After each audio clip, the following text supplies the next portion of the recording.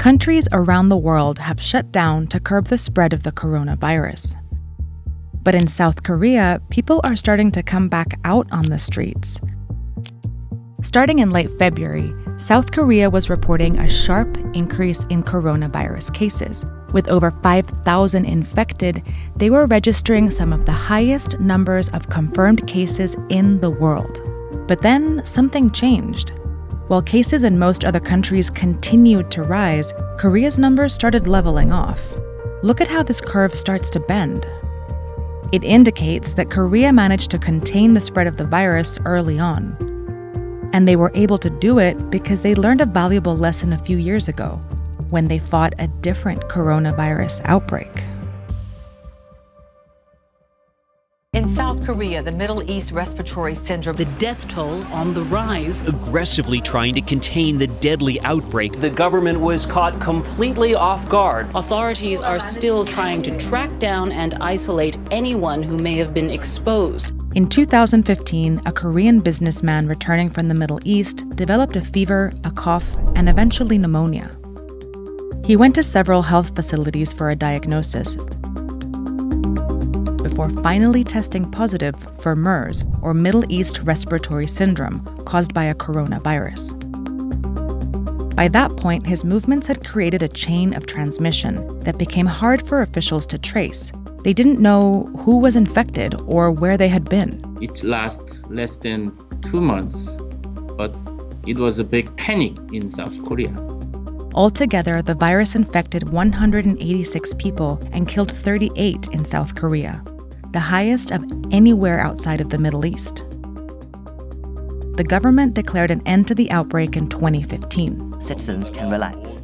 The virus no longer poses a threat. But they didn't stop planning. We got many lessons learned, the importance of the diagnosis test, and we need basic infection prevention measures. The lessons all came into play when the next outbreak took hold in the country. On December 31st, 2019, China reported the first case of the coronavirus. In the following weeks, as the outbreak started spreading across the world, South Korea only had 30 confirmed cases of the virus. But despite the low numbers, health authorities had already started working with biotech companies to develop a test for the novel coronavirus. And soon, they had thousands of test kits ready to go.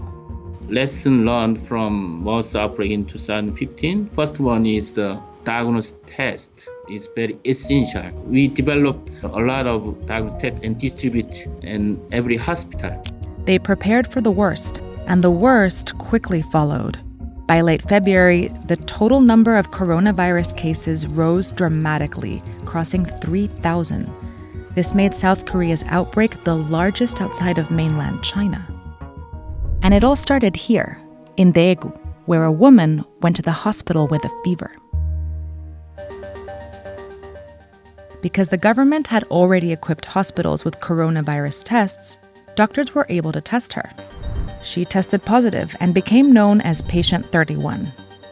But the testing didn't stop there. While she was sick, Patient 31 had gone to a megachurch where she sat with a congregation of hundreds for more than an hour. So they traced her movements, identified people she had come into contact with, and then tested those people as well, whether they showed symptoms or not. Many of them also tested positive, so they were quickly isolated and treated at home or at a center. And then all the people they had been in contact with were traced and tested too. This is called contact tracing. It's an approach that allowed Korea to test over 9,000 people who had been in contact with someone who had tested positive. After Daegu, Korea ramped up testing around the country. Private and national healthcare systems joined forces to set up a mostly free testing effort that includes more than 600 locations that screen as many as 20,000 people per day. Through this system, when anyone tests positive, the government is able to test and trace their contacts to continue to break the transmission chains of the coronavirus on a large scale. But that's just the human-to-human transmission. The infected person may have moved through the city, touching subway poles and door handles. and South Korea had prepared for this too. After the MERS outbreak, when they weren't able to trace the movements of the virus, Korea changed the law, allowing the government to collect a patient's data and security footage during an outbreak. All their steps are logged and then shared to alert people to stay away from the path of infection. If there is some confirmed case found near my office, they message via smartphone, there is a confirmed case near your place. He moved some place to another place. Be cautious. Websites and private apps compile that information, allowing everyone to see if a person with a confirmed case of coronavirus went to a pharmacy or the hospital or anywhere else. And they'll know how recently they went too. It's a means of checking the possibility of infection. Citizens are checking the coronavirus locations and are avoiding going to these areas. This information lets people know if they've crossed paths with an infected person, so they can go get tested for the virus. And contact tracing starts all over again. Tracing people's every move can be controversial, but many in South Korea prioritize public health over privacy in an outbreak. 남에게 전염시켜줄 수 있다는 그런 특성 때문에 개인의 인권보다는 공익적인 그런 요인에 대한 걸 많이 강조하는 그런 경향이 있는 건 사실입니다. As a result, South Korea was able to test hundreds of thousands of people, more than any other country at the time. And this made it easier for authorities to see the virus, to see where it's located and where it may be lurking.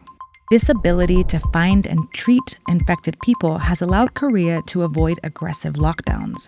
And it's helped bend the curve of the outbreak that started out dangerously steep. For now, Korea has turned a corner, but they continue to be prepared. We are very cautious to prevent the second wave. Every day is the kind of state of war. It's that kind of vigilance that has set Korea apart in the coronavirus pandemic. But it wasn't the only place to test people aggressively. Singapore, Taiwan, and other neighbors saw the benefits of widespread testing too. Now countries like Germany and the UK are starting to implement aggressive testing, and even the US, where the government has failed to provide adequate testing, is now scrambling to test more people. We know that we have to do more, and we continue to accelerate in testing. Korea's strategy of contact tracing might not be easy to replicate in countries with much larger populations. But the country's success with widespread testing still offers a way out for most countries that are stuck in lockdowns.